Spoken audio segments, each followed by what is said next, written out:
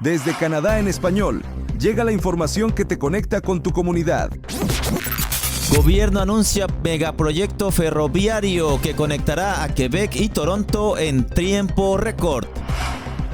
Canadá devuelve territorio ancestral a la nación Haida en acuerdo sin precedentes. Continúa la investigación del accidente aéreo de Toronto afectando operaciones del aeropuerto. Líder del Convoy de la Libertad recibe arresto domiciliario por protestas en Ottawa. Canadá adquiere 500,000 de vacunas contra la gripe aviar en medida preventiva. Gobierno de Alberta enfrenta acusaciones de corrupción en contratos médicos. Y Trudeau rechaza diálogo sobre guerra de Ucrania sin participación de ucranianos. Esto es RCE Noticias. Actualidad, análisis y los hechos más relevantes en un solo lugar. Conéctate, infórmate y forma parte del cambio. RCE Noticias. Comienza ahora. ¿Qué tal, amigos? Sean bienvenidos a este espacio de información una vez más. Me da mucho gusto poderlos recibir en este día. Y bueno, vamos a iniciar con la información. Por supuesto, les saluda a su amigo Irving Selván. Y es que el gobierno de Canadá ha anunciado un megaproyecto, yo diría el proyecto más interesante en lo que va del gobierno de Justin Trudeau. Este tren de alta velocidad que conectará la ciudad de Quebec con la ciudad de Toronto. Vamos a ver cuáles serán las ciudades beneficiadas, por dónde pasará el tren y, por supuesto, cuánto es el costo. Vamos con los detalles. El gobierno canadiense ha revelado su proyecto de infraestructura más ambicioso hasta la fecha, una línea ferroviaria de alta velocidad que promete revolucionar el transporte entre Quebec y Toronto. El primer ministro Justin Trudeau anunció que el proyecto, denominado ALTO, requerirá una inversión inicial de $3,900 millones durante los próximos 6 años. Esta red ferroviaria totalmente eléctrica se extenderá a lo largo de 1,000 kilómetros y permitirá a los trenes alcanzar velocidades de hasta 300 kilómetros por hora. El trayecto entre Montreal y Toronto se reducirá a solo 3 horas, la mitad del tiempo que toma actualmente por carretera.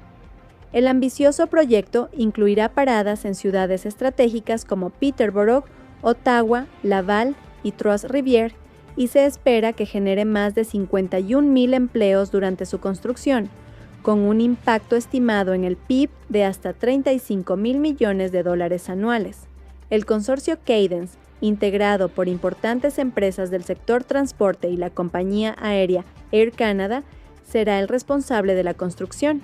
Sin embargo, la fase de diseño podría extenderse hasta 5 años antes de que comiencen las obras. Aunque el proyecto fue anunciado en las últimas semanas del mandato de Trudeau, quien dejará el cargo el próximo mes, el primer ministro confía en que la magnitud e importancia de esta iniciativa la harán difícil de ignorar para futuros gobiernos. Y el gobierno canadiense también ha hecho la devolución de las tierras ancestrales a la nación Haida en la Columbia Británica. Vamos a ver los detalles. En un momento histórico para los pueblos originarios de Canadá, el gobierno federal reconoció oficialmente el título de propiedad de la nación Haida sobre el archipiélago de Haida Gwaii, un vasto territorio de 150 islas que suma más de 10,000 kilómetros cuadrados en la costa del Pacífico. El acuerdo, firmado por el primer ministro Justin Trudeau y el presidente de la nación Haida, Gagwis Jason Alsop, otorga a este pueblo indígena el control sobre sus tierras ancestrales, incluyendo los lechos de agua dulce y las zonas costeras. Durante la ceremonia celebrada en Skidegate, Columbia Británica, un emocionado Trudeau declaró que Haida Gwaii pertenece al pueblo Haida, reconociendo su derecho inalienable a usar, administrar y disfrutar estas tierras como consideren apropiado. El acuerdo establece un periodo de transición de 5 años y requerirá legislación específica para su implementación. El gobierno federal ha adelantado $59 millones para desarrollar la capacidad de gobernanza del pueblo Haida.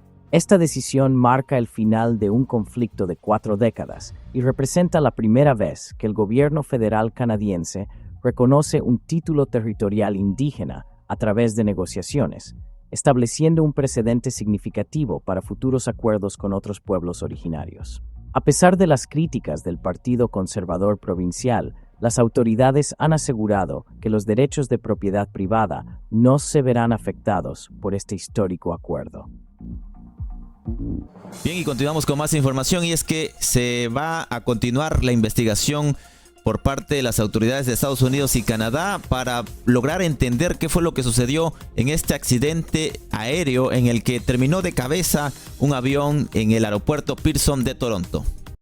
La investigación del espectacular accidente de un avión de Delta Airlines en el aeropuerto Pearson de Toronto sigue en curso después de que las autoridades recuperaran la caja negra de la aeronave. El incidente, que milagrosamente no dejó víctimas fatales, mantiene cerradas 2 de las 5 pistas del aeropuerto, incluyendo la más transitada de Canadá. Los 76 pasajeros y 4 miembros de la tripulación sobrevivieron al aterrizaje de emergencia ocurrido el lunes, cuando el avión se volcó en la pista creando una bola de fuego al rozar un ala contra el suelo. De los 21 pasajeros inicialmente hospitalizados, 20 ya han sido dados de alta. El accidente continúa afectando las operaciones del aeropuerto Pearson, que se ha visto obligado a limitar tanto las llegadas como las salidas de vuelos. Jake Keating, gerente de turno del aeropuerto, indicó que las demoras persistirán incluso después de retirar los restos del avión, ya que será necesario inspeccionar la pista afectada. Mientras la Junta de Seguridad en el Transporte de Canadá analiza la caja negra, expertos sugieren que las ráfagas de viento y posibles problemas mecánicos en el tren de aterrizaje podrían haber contribuido al accidente. El vuelo, operado por Endeavor, una subsidiaria de Delta, había partido de Minneapolis con destino a Toronto. Y el líder del Convoy de la Libertad recibe arresto domiciliario después de una serie de investigaciones en el cual se le acusa, por supuesto, de alterar el orden en la ciudad de Ottawa, en la capital, con lo que ya sabemos todos, estas protestas que se llevaron a cabo en el 2022 y que generó un caos en el gobierno federal. Pat King, uno de los principales organizadores del llamado Convoy de la Libertad, ha sido sentenciado a 3 meses de arresto domiciliario por su participación en las protestas que paralizaron el centro de Ottawa durante 3 semanas en 2022. La decisión del juez Charles Hackland incluye además 100 horas de servicio comunitario que King deberá cumplir en un banco de alimentos o refugio para hombres. Esta sentencia se suma a los 9 meses que ya pasó bajo custodia antes y durante su juicio. En noviembre pasado, King fue declarado culpable de 5 de los 9 cargos que enfrentaba, incluyendo alteración del orden público y desobediencia a una orden judicial. Según los términos de su sentencia, King solo podrá abandonar su residencia durante 3 horas los lunes por la tarde para obtener productos de primera necesidad o para cumplir con requerimientos judiciales y el servicio comunitario. Además, tiene prohibido regresar a Ottawa, excepto para comparecencias ante el tribunal, y deberá mantenerse alejado de otros 6 líderes del convoy, incluyendo a Tamara Lich y Chris Barber. Y el gobierno federal ha adquirido $500,000 de vacunas para la gripe aviar, esto en medida preventiva con respecto a algunos casos que se dieron a conocer en Canadá. El gobierno federal de Canadá ha anunciado la compra de 500,000 dosis de vacuna contra la gripe aviar como medida de preparación ante posibles amenazas a la salud pública. La Agencia de Salud Pública de Canadá ha asegurado el suministro de la vacuna humana contra la influenza aviar fabricada por GSK. El 60% de las dosis será distribuido entre provincias y territorios, mientras que el 40% restante se mantendrá en una reserva federal. Las autoridades sanitarias aclaran que la vacuna está destinada principalmente a personas con mayor riesgo de exposición, como aquellas que mantienen contacto frecuente con animales infectados y sus entornos. Para el público general, el riesgo se mantiene bajo. Esta medida preventiva se produce después de que Canadá reportara su primer caso humano de gripe aviar, también conocida como H5N1, adquirido dentro del país en noviembre del año pasado. El ministro de Salud, Mark Holland, ha señalado que esta adquisición forma parte de los pasos proactivos para prepararse ante una posible propagación del virus. En el ámbito de la salud, pero en el ámbito de la salud y la política, el gobierno de Alberta recibe acusaciones y tiene que enfrentarse a la justicia. La primera ministra de la provincia de Alberta, Danielle Smith, tiene que comparecer el día de hoy para cuestionarle qué es lo que sucedió con respecto a supuestos temas de corrupción en el sector salud. La primera ministra de Alberta, Danielle Smith, comparecerá hoy junto a la ministra de Salud, Adriana Lagrange, para responder a graves acusaciones sobre interferencia gubernamental en la adjudicación de contratos médicos. La controversia estalló cuando la exdirectora de Servicios de Salud de Alberta presentó una demanda alegando que fue despedida por investigar contratos cuestionables promovidos por funcionarios gubernamentales, incluyendo la oficina de la primera ministra.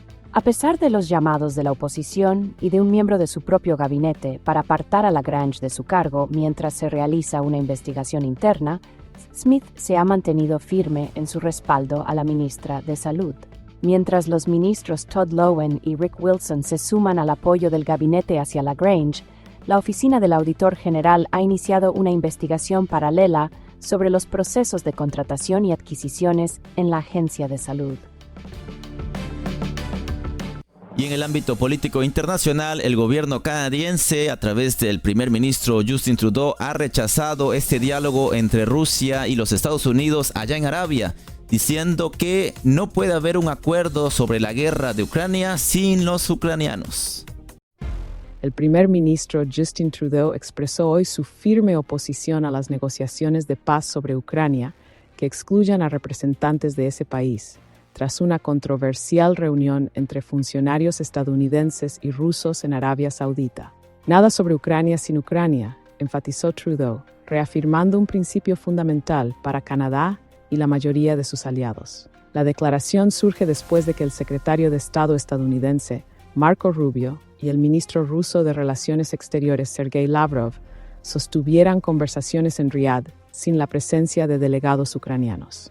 El encuentro, que siguió a un diálogo entre los presidentes Donald Trump y Vladimir Putin, ha generado preocupación entre los líderes europeos. El presidente ucraniano, Volodymyr Zelensky, manifestó su descontento posponiendo una visita programada a Arabia Saudita y advirtiendo que su país no aceptará acuerdos realizados a sus espaldas. Trudeau defendió el derecho de Ucrania a participar en las negociaciones, recordando que los ucranianos no solo luchan por su soberanía territorial, sino también por preservar el orden internacional basado en reglas que garantiza la seguridad global. El primer ministro canadiense participará hoy en una reunión virtual con líderes europeos para abordar la situación. Y bien, queridos amigos, llegamos al final del programa. Por supuesto, les agradezco su compañía. Que tengan una excelente jornada. Nos estamos viendo en la próxima edición. Esto fue RCE Noticias, con la conducción de Irving Selván. Mantente informado todos los días con las noticias más relevantes de Canadá y del mundo hispanohablante. Sigue conectado a nuestra programación y no te pierdas las próximas emisiones. Aquí, en Canadá en Español. Hasta la próxima. Canadá en Español y RCE Noticias presentaron